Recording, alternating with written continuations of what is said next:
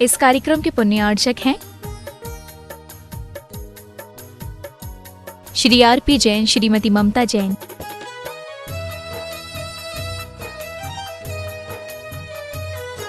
श्री प्रशांत जैन, श्रीमती दिव्या जैन, पुत्र भरत जैन एवं पारस जैन एवं समस्त परिवार, मुंबई।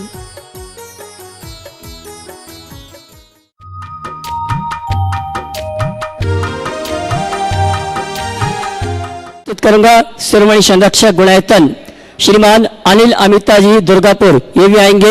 हमारे हजारीबाग दिगंबर जैन समाज की शान जितने बुजुर्ग हैं उनके साथ मिलकर, शीतलमल जी पाटनी, धर्मचंद जी काला और जो भी बुजुर्ग यहाँ पर हैं, मैं सबको आमंत्रित करता हूँ। वे आए परम पूज मुनिवर के श्री चरण नमन करते गुरु वंदना का सौभाग्य प्राप्त करें और आज की मांगलिक क्रिया के अंतर्गत चित्त तनावन दीप प्रज्वलन का कार्यक्रम संपन्न करें।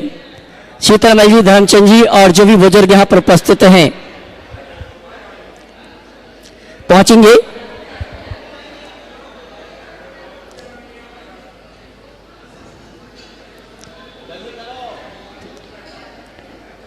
शीतलमल जी, धर्मचंद जी पहुंच जावे और जो भी बुजुर्ग यहाँ पर उपस्थित हैं हमारे समाज के गौरव, ये सभी आएंगे। परम पूज बोले संत शिरोमणि गुरुवर आचार्य श्री विद्यासागर जी महाराज के।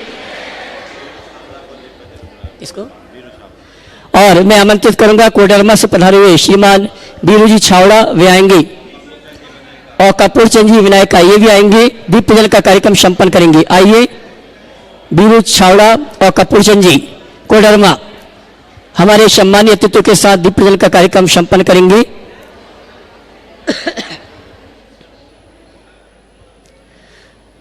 बंधु, हमारे नगर गौरव परम पूज मुनिवर प्रमाण सागर जी, जिनकी हजारीबाग दिगंबर जैन समाज के लिए बहुत कृपा है, बहुत आशीर्वाद बरसता है, ऐसे संत के सानिध्य में हम और आप परम पूज मुनिश्री के मंगल प्रवचन, मंगल उद्बोधन का लाभ लें। उसके पूर्व बहुत वर्षों की जो भावना थी, विगत 9 वर्ष पहले जब मुनिवर यहाँ पर आए थे उस समय चर्चा की थी, मानसिकता बनी थी, लेकिन वो काम हो नहीं पाया था।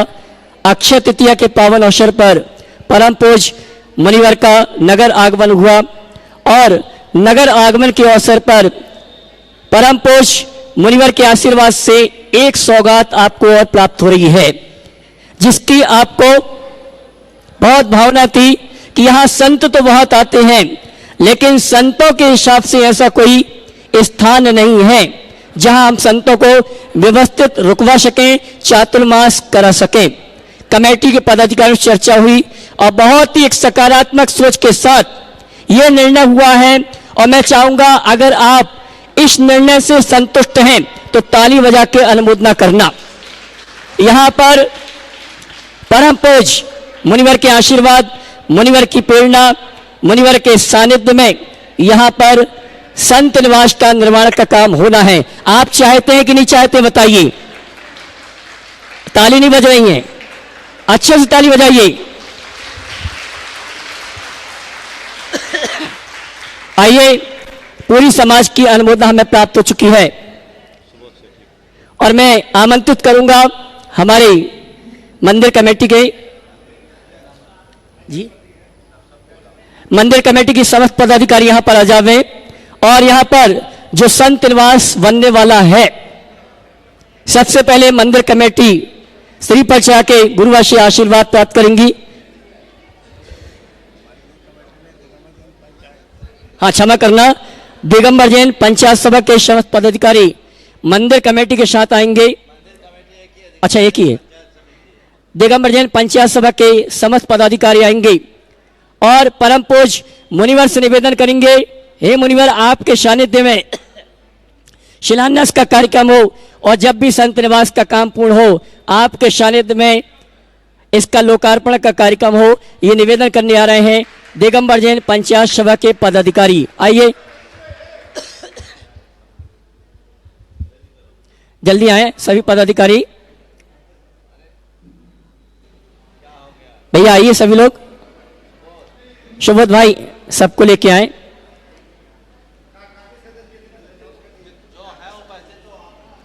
जो भी कार्यकारिणी के और पदाधिकारी ये सभी आ जावे। परम पूज मुनिवर के श्री चरण नमन करते हुए गुरु वंदना का सौभाग्य प्राप्त करेंगे और निवेदन करेंगे, हे मुनिवर आपके सानिध्य में शिलान्यास का कार्यक्रम संपन्न हो, ये निवेदन करने आ रहे हैं पंचायत सभा के समस्त पदाधिकारी, कार्यकारिणी के समस्त सदस्य। भैया जल्दी, महिला मंडल की पदाधिकारी भी आ जावे, जल्दी आ जावे।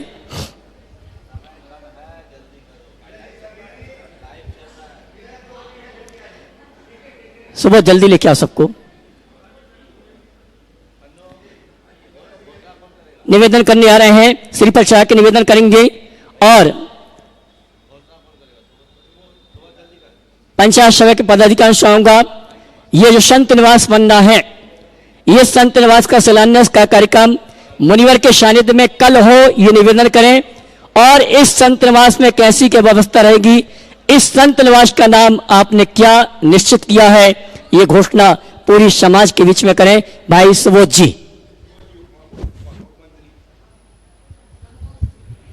जय बोलिए आचार्य 108 विद्यासागर जी महाराज की। देखिए, जब मंदिर का निर्माण हुआ था, एक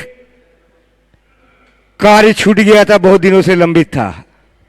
सोच रहे थे कब होगा, कैसे होगा, लेकिन गुरुवर की दृष्टि और गुरुवर का इस कार्यक्रम का सोच लगातार 9 सालों से लगा हुआ था। लेकिन जब हमारा पुण्य का संजोग आया और गुरुवर के यहाँ पर आगमन हुआ, तो यह कार्य जो हम लोग सोच रहे थे, वो गुरुवर की अनुकंपा से और गुरुवर के मंगल आशीर्वाद से और आप लोग के सहयोग से यह कार्य वापस पुनः आरंभ हो रहा है। एक बार जोरदार हम गुरुवर की इस दृष्टि को हम तालियों का आह्वान देंगे। मंदिर तो बन गई और गुरुवर का स्थान मंदिर के साथ जुड़ा हुआ नहीं था। संत निवास अगर मंदिर के साथ में बने तो गुरुवर का रहना और मंदिर में श्रावक जो आते हैं, दोनों का दर्शन होना और आशीर्वाद पाना, यह एक कड़ी जो टूटी हुई कड़ी थी वापस जुट गई है। और महाराज श्री के उद्बोधन से हम लोगों ने सोचा भी नहीं था कि 1-2 नाम आएंगे। महाराज श्री ने अपना दृष्टिकोण बताया और कई नाम आ गए हैं। और कल महाराज श्री जी ने कहा, अक्षय पुण्य का दिन है, दान देने की जो भावना आपकी है वो भावना आई है। मैं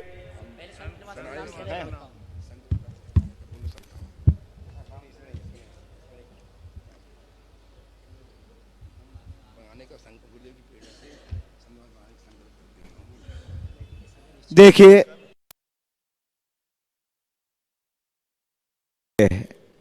आप सबों की अनुमोदना की ओर से जो ये संत भवन बनेगा, उसका नामकरण दिगंबर जैन पंचायत नगर गौरव मुनि 108 प्रमाण सागर जी महाराज संत निलय होगा। आप ये जो नामकरण हो रहा है, ये हमारे गुरु की गौरव गाथा को चिर अभी सिंचित करेगी और एक इतिहास कायम होगा। और इस इतिहास में आपका अवदान होना बहुत जरूरी है। और जो जिन्होंने अपने भावों को प्रदर्शित किया है, वो भैया जी घोषणा करेंगे। आइए, परम पूज्य मुनि श्री की प्रेरणा, आशीर्वाद और उनके सानिध्य में उन पुण्यार्जों को यहाँ आमंत्रित करूंगा जिन्होंने इस संत निवास के लिए निर्माण स्तंभ के रूप में स्वीकृति प्रदान की है और राशि निश्चित की गई है 5 लाख रुपए की।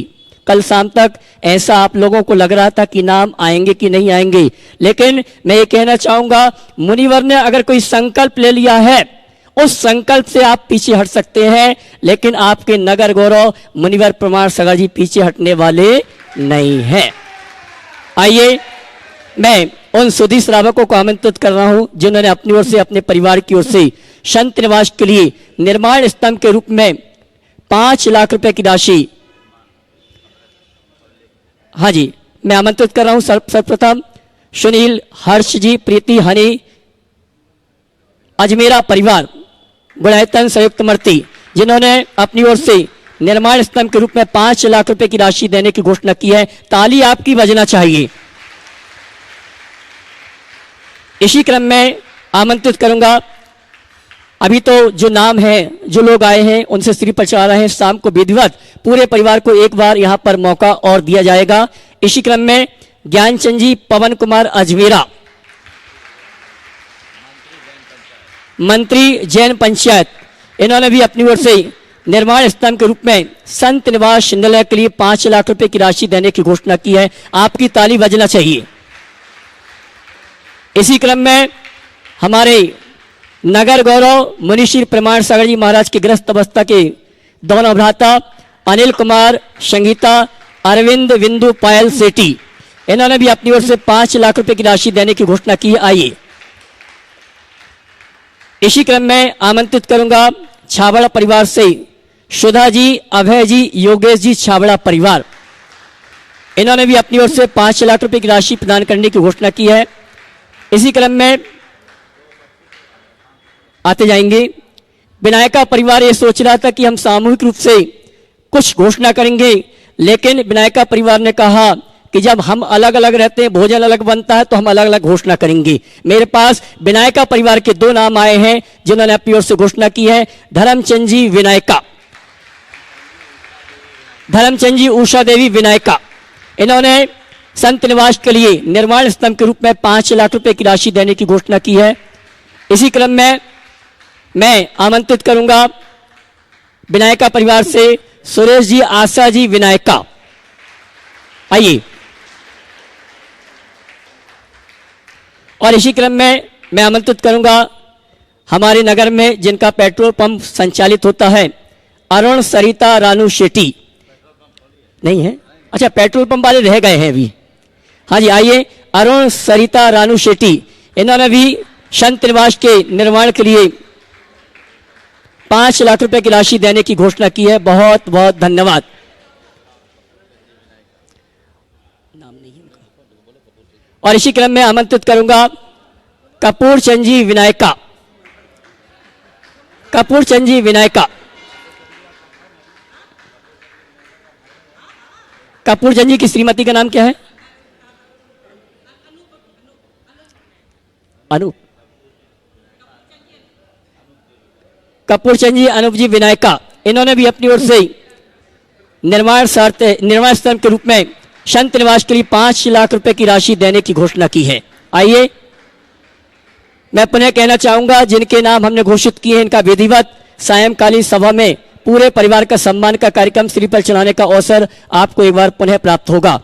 आइए, हम और आप हो गए, और जिनकी भी मानसिकता बनती है कि अपनी ओर से, अपने परिवार की ओर से संत निवास के लिए योगदान देना चाहते हैं, कमेटी के पदाधिकारियों से, मुनिवर से चर्चा करके ये सौभाग्य प्राप्त कर सकते हैं। मुनिवर, अभी तो 5 लाख वालों को लाभ मिला है, लेकिन आगे लोगों को लाभ मिलेगा या नहीं मिलेगा, ये विधिवत घोषणा सायंकालीन की जाएगी। आइए, समय हो चुका है। परम पूज्य मुनिश्री के मंगल प्रवचन, मंगल उद्बोधन का जिनवाणी चैनल, पारस चैनल, आदिनाथ चैनल, प्रमाणिक ऐप के माध्यम से जो इस कार्यक्रम को देख और सुन रहे हैं, उन सभी की ओर से, और हजारीबाग में जो उपस्थित श्रावक श्राविका है, उन सभी की ओर से परम पूज्य मुनिवर के श्री चरणों में नमन करते हुए मंगल उद्बोधन, मंगल प्रवचन के लिए निवेदन करेंगे। सभी हाथ जोड़ लें। हे मुनिवर, नमोस्तु नमोस्तु नमोस्तु। कितने नाम हुए? 9 हुए। शुभांक हो गया। ओ, सभी लोग अपने दोनों हाथ जोड़ लें और मेरे साथ महामंत्र के स्मरण के लिए अपना मानस तैयार करें।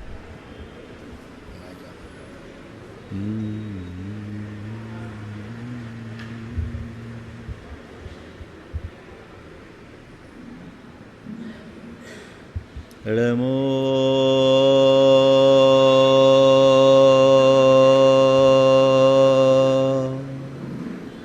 अरिहंताय नमो अरिहन्ताणं नमो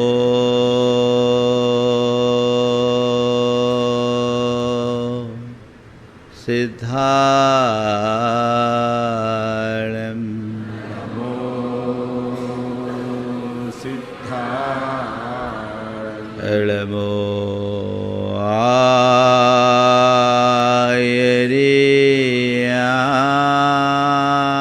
आयर्याणं नमो आयर्याणं नमो उवज्झायानं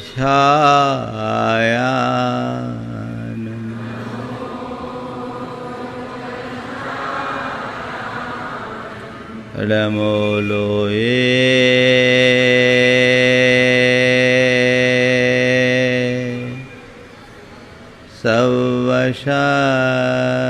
सवशाहुनं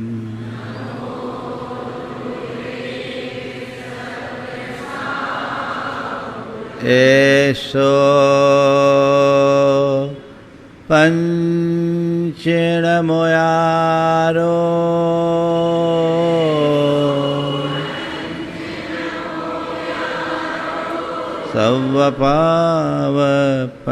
सवपावपणाशनो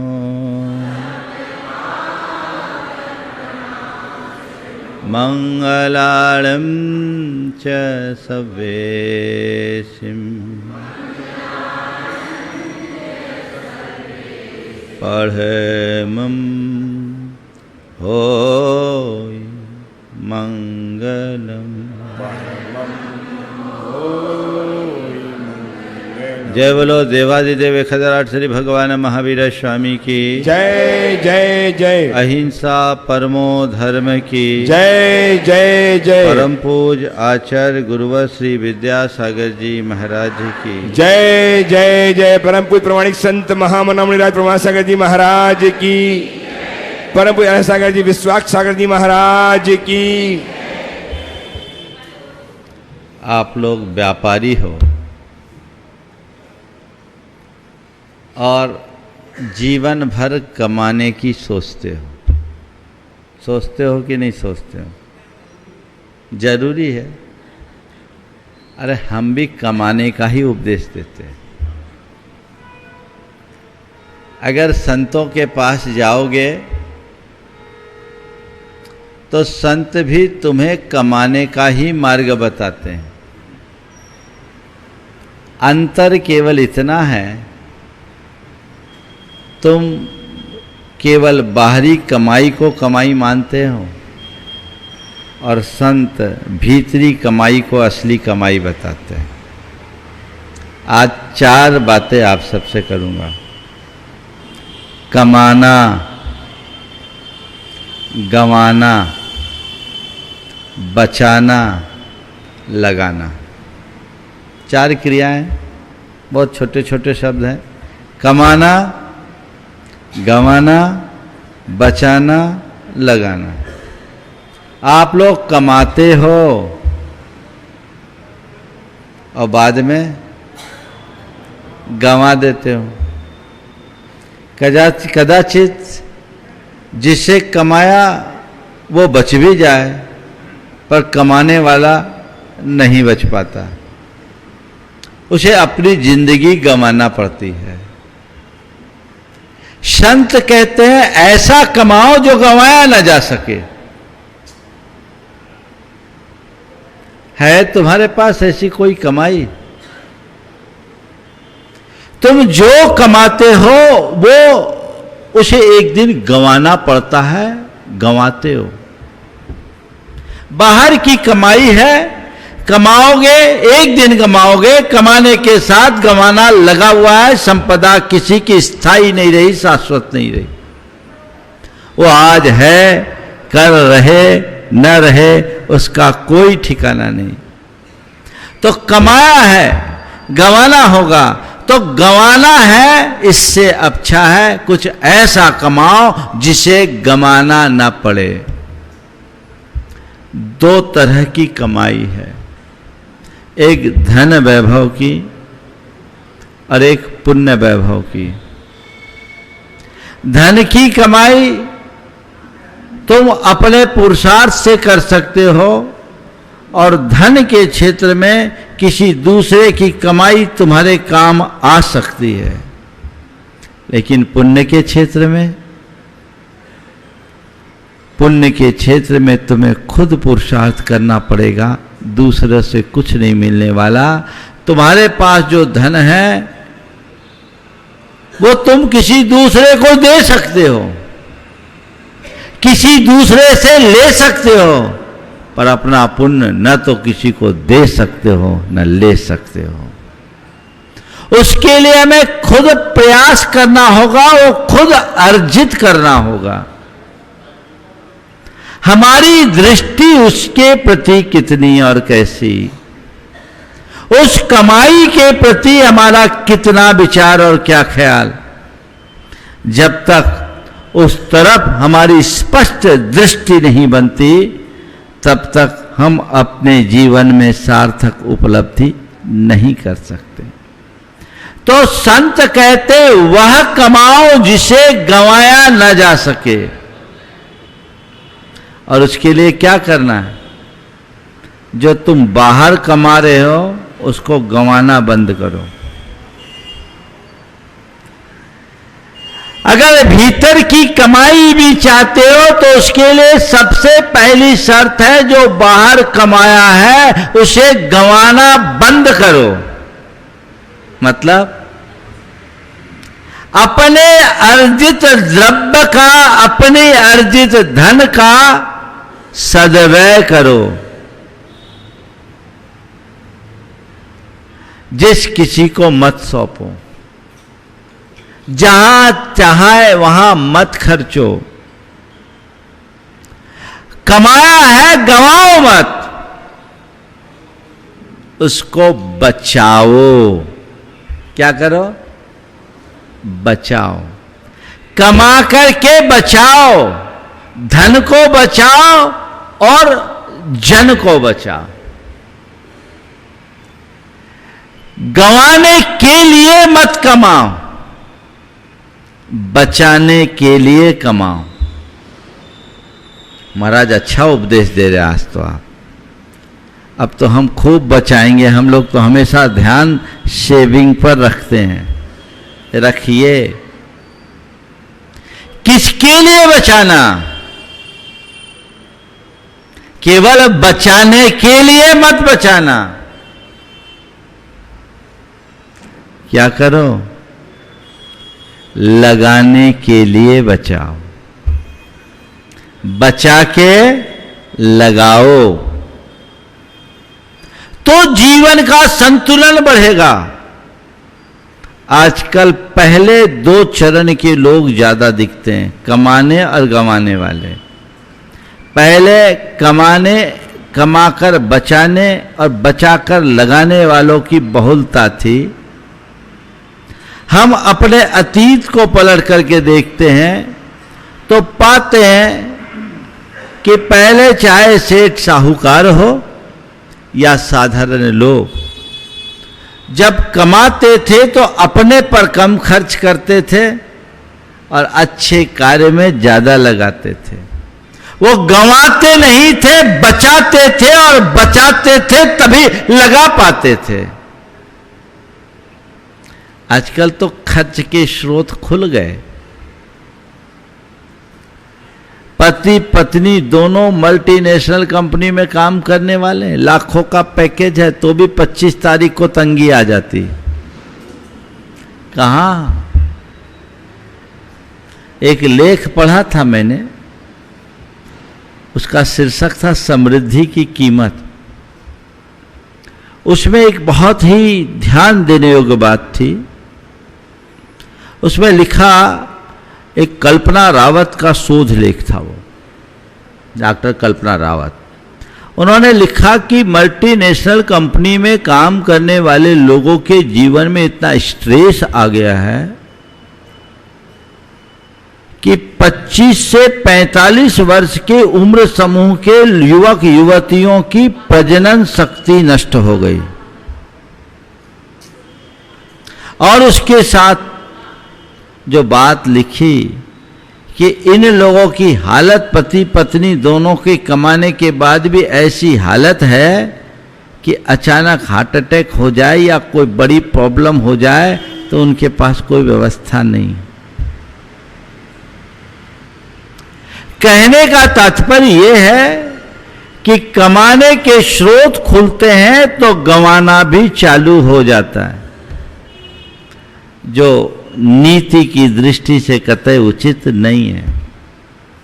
कमाओ बचाओ, गंवाओ मत। उतना ही खर्चो और वही खर्चो जितना जरूरी है और जहां जरूरी है।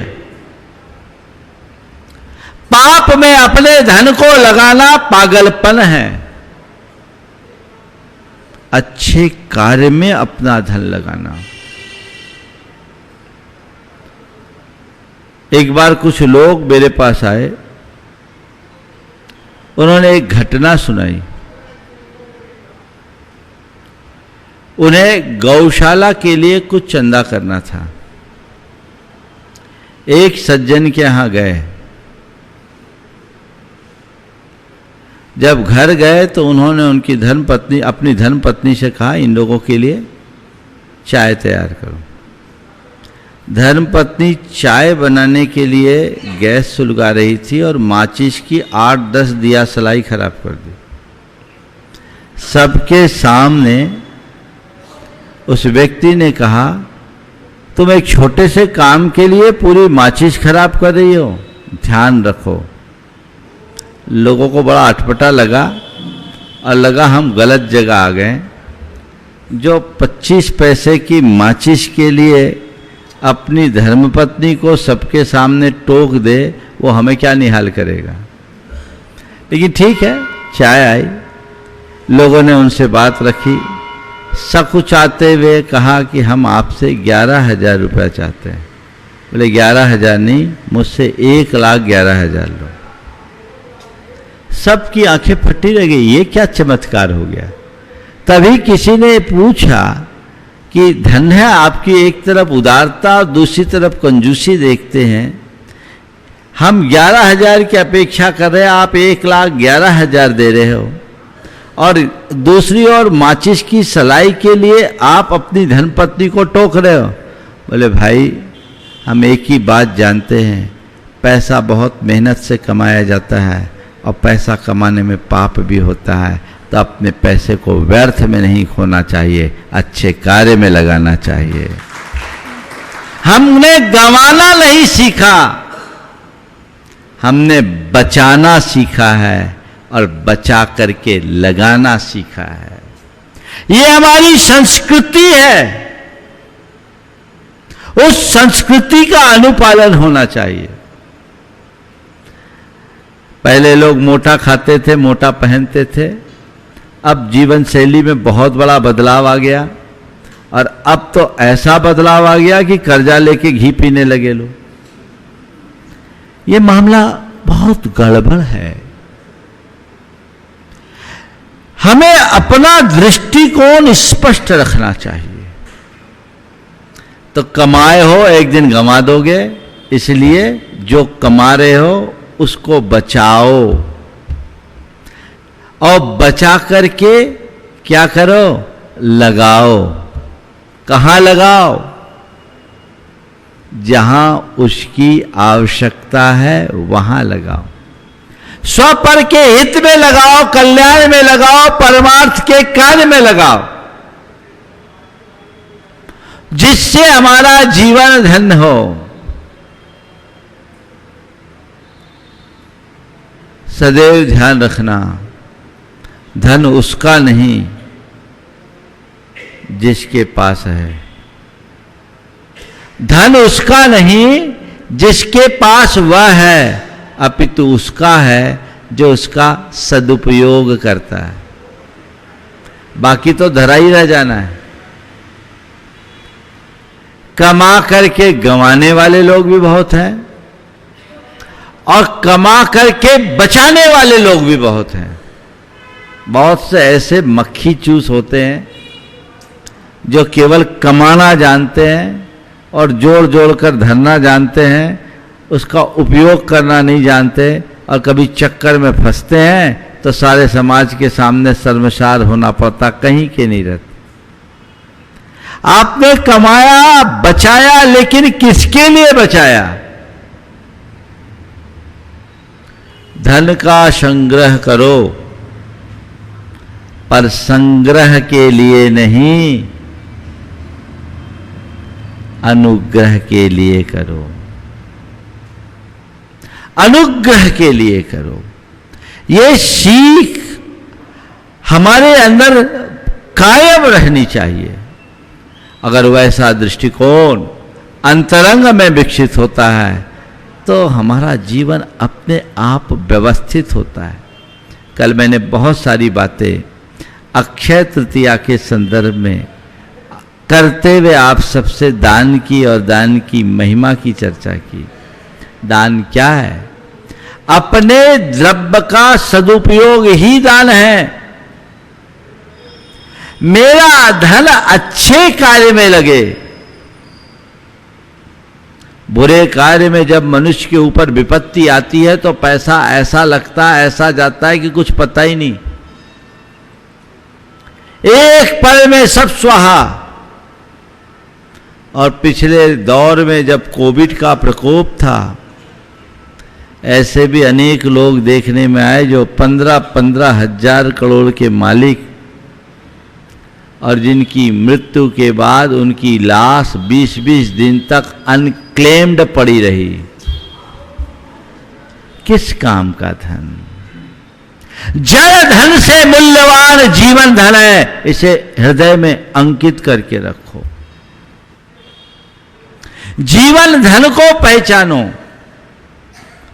तब हम अपने जीवन में कोई सकारात्मक परिवर्तन कर पाएंगे। धन जीवन निर्वाह का साधन है, साध्य नहीं। ये बात अंदर में बैठ जानी चाहिए। जीने के लिए धन है, धन के लिए जीवन नहीं। ऐसी सोच जिन लोगों की होती है, वे धन से, धन के सद्व्यय से अपने जीवन को धन्य कर लेते हैं। बाकी का एक दिन निधन होता है। हाथ में क्या रहता है? अरे क्या हुआ, बहुत पैसा कमाया, मर गया, रहेगा कहाँ?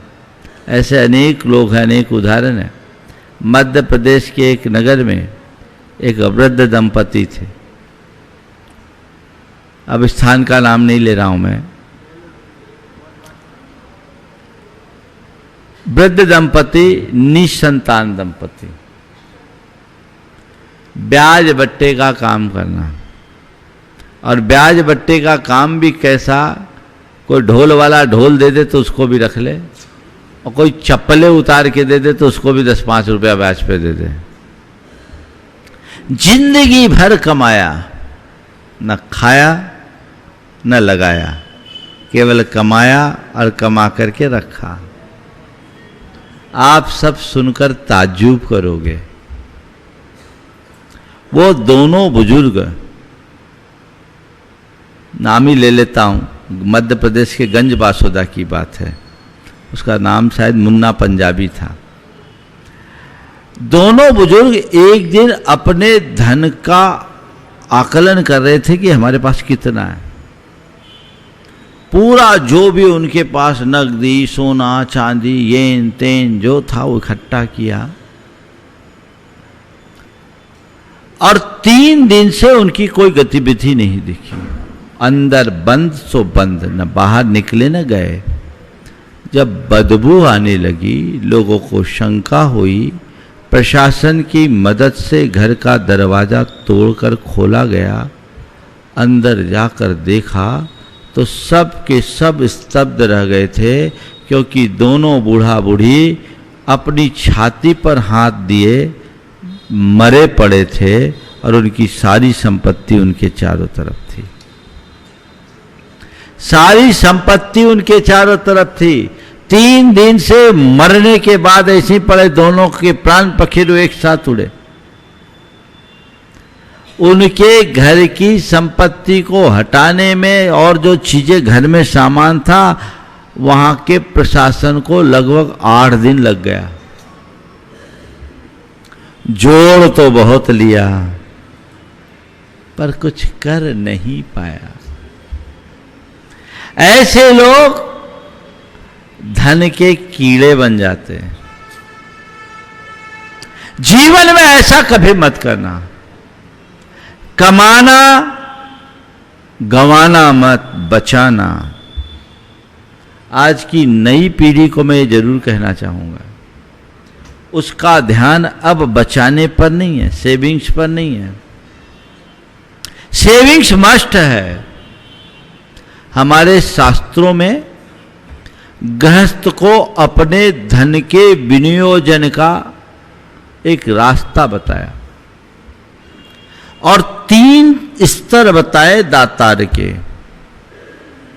आपके घर की अर्थव्यवस्था कैसी होनी चाहिए, जिसमें दान धर्म भी हो और आपका जीवन भी चले। सबसे उत्तम दाता के विषय में कहा गया कि अपनी आय के 50% से अपने और अपने परिवार का भरण पोषण करे, 25% को सेविंग में आपत्ति विपत्ति के लिए रखे और 25% दान में लगाए। यानी जो कमाए उसमें 50% खाए, 25% बचाए और 25% लगाए। मध्यम श्रेणी के दाता के लिए कहा गया कि अपने आय के कुल 6 भाग करें और उसमें से 3 भाग से यानी लगभग 49% अपने अपने परिवार का भरण पोषण करे। 2 हिस्सा लगभग 32.5-33% अपने अपने परिवार के अपने आपत्ति विपत्ति के लिए सुरक्षित रखे और तीसरा हिस्सा 16.25% का 6वां भाग दान करे। 3 भाग से भरण पोषण, 2 भाग आपत्ति विपत्ति के लिए और 1 भाग का दान। सबसे जघन्य दाता के लिए कहा अपनी आय का 10 हिस्सा करो और 10 हिस्से में 6 हिस्से से यानी 60% अपना घर चलाने में लगाओ, 30% सेविंग में डालो, 3 हिस्सा सेविंग में रखो, आपत्ति विपत्ति के लिए तुम्हें किसी के आगे मोहताज ना होना पड़े, और 10% का दान करो। यानी कमा करके बचाओ भी, लगाओ भी, गवाओ मत। आज 2 अतियां देखते हैं। एक तरफ तो वह बस कमाते जाओ, केवल इनकमिंग फैसिलिटी, आउटगोइंग है ही नहीं, और दूसरे वे लोग जो छोड़ो कल को किसने देखा, आज है कर लो, कल फूंक दो, कमाओ और फूंको, कमाओ और फूंको। और आजकल फूंकने वाले लोग ज्यादा हैं। और देखो आप लोगों की टेंडेंसी, मंदिर के गुल्लक में 100 का नोट तुम्हें बड़ा दिखता है, मंदिर के गुल्लक में डालते वक्त 100 का नोट तुम्हें बड़ा दिखता है और किसी मॉल में 2000 का नोट भी छोटा दिखाई पड़ता है। बोलो, है ना? क्या है? गंवाने की प्रवृत्ति बढ़ गई है। हमें गंवाना नहीं, बचाना है और बचाकर लगाना है। एक सीख लीजिए, कम में काम चलाना है, वहां मितव्ययी बनो। तो ये जो तुम अगर लगाओगे तो ये तुम्हारे भावी जीवन के उद्धार का आधार बनेगा। आज के लिए तो तुम सब कुछ कर रहे हो, आगे के लिए तुम्हारे पास क्या है? जितना अर्जित लेकर आए हो, जितना संचित लेकर आए हो, उससे ज्यादा अर्जित करके जाना चाहिए। महान पुण्य है तुम लोगों का संचित है, कोई कमी नहीं, सब अनुकूलताएं। अगर पुण्य छीन होता तो कहीं भिखारी बने होते। आज तुम्हारे पास सब फैसिलिटीज, और छोड़ो, अभी तुम जितनी फैसिलिटी भोग रहे हो तुम्हारे पिताजी ने इतनी सुविधाएं नहीं भोगी और दादाजी ने तो और नहीं भोगी होगी। तो है, इसका मतलब उनका पुण्य नहीं था ऐसी बात नहीं, उनका पुण्य था, पर उनने पुण्य को भोगा नहीं, पुण्य के फल को त्यागा और नया पुण्य कमाया। तुम पुण्य के फल को भोग रहे हो और पाप को बांध रहे हो। पुण्य है, भोगो मत, भोगोगे तो खाली हो जाओगे। नवतर पुण्य को उपार्जित करने का लक्ष्य रखो, जिससे हमारा जीवन सुंदर बन सके, अपने जीवन की बेहतरी की जा सके।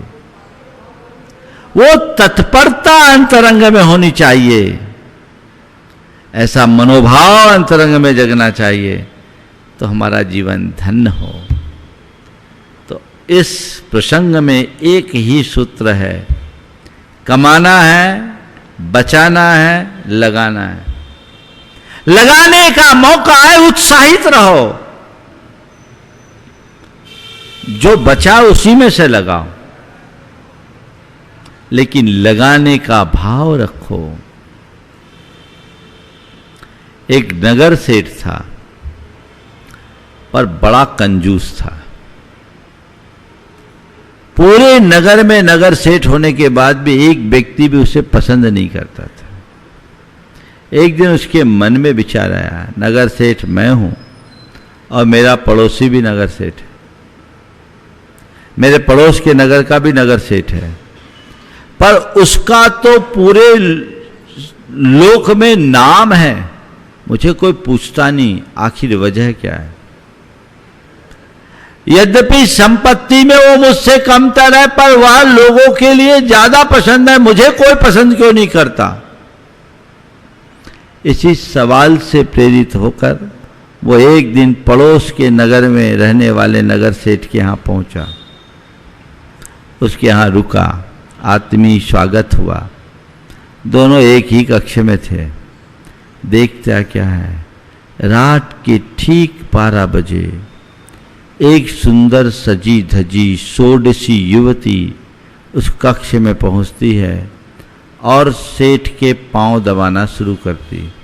सेठ इन सब बातों से बेखबर सोया हुआ है और वह युवती उसके पांव दबा रही है। आगंतुक सेठ के मन में तो बड़ी उथल पुथल हो गई। ये क्या, ये कैसा सेठ? मैं तो इसे बड़ा भला आदमी समझता था, ये तो नंबर 1 का अय्यासी निकल गया।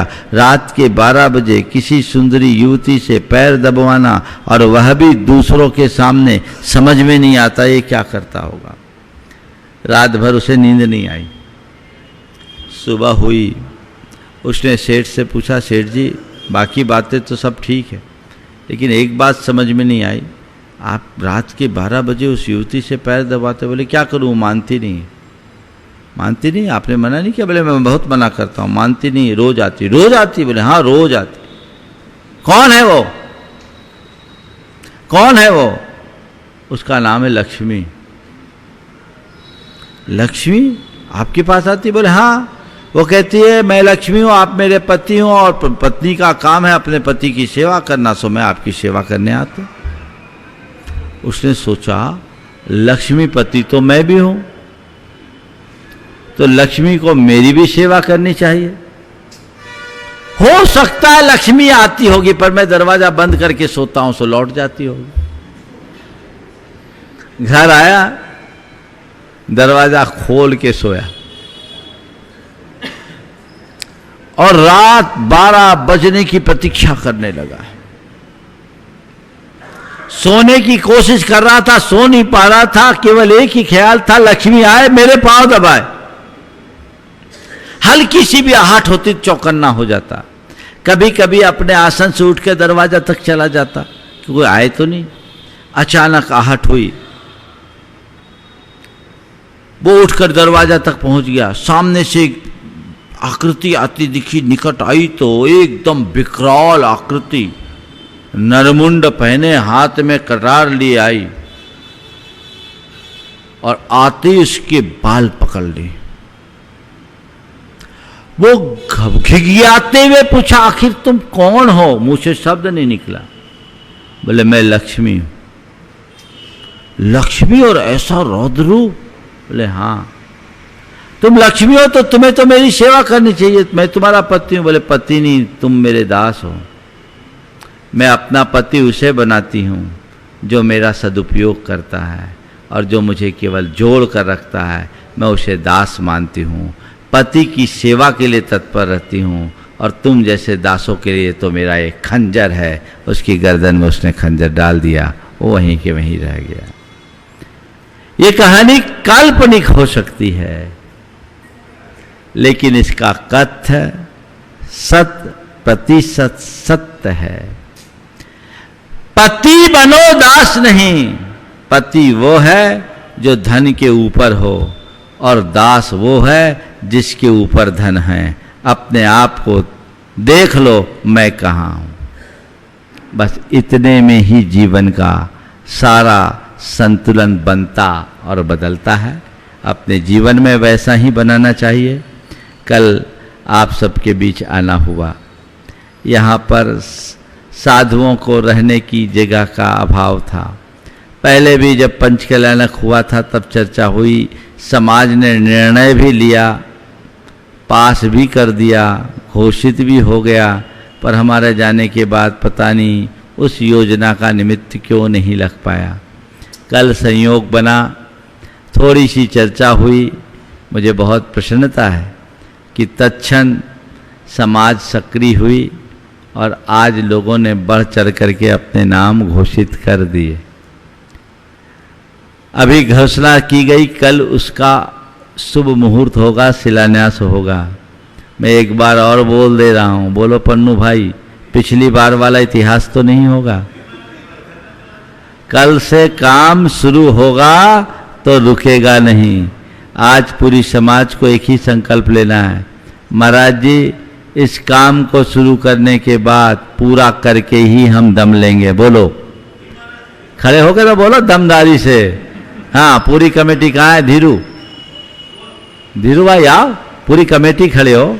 पंचायत पूरा करके ही दम लेंगे, इसे अधूरा नहीं छोड़ेंगे। माइक पकड़ो, माइक पकड़ो, माइक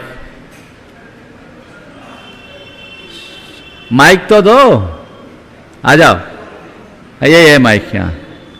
बोलो महाराज जी इसे पूरा करके ही हम लोग दम लेंगे, और जैसा आपका दिशा निर्देश होगा वैसा ही काम करेंगे। बोलो, पन्नू को दो, पन्नू को दो, पन्नू को दो, पन्नू को दो।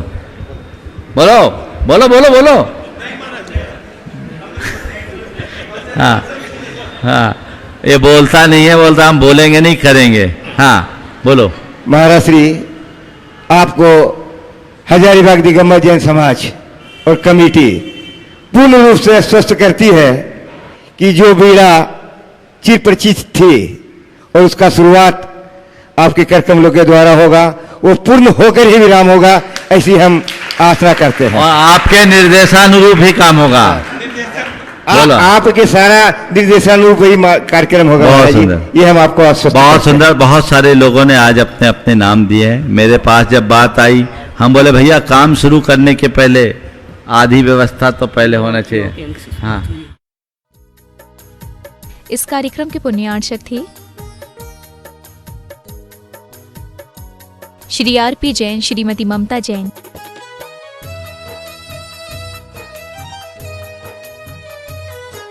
श्री प्रशांत जैन, श्रीमती दिव्या जैन, पुत्र भरत जैन एवं पारस जैन एवं समस्त परिवार, मुंबई।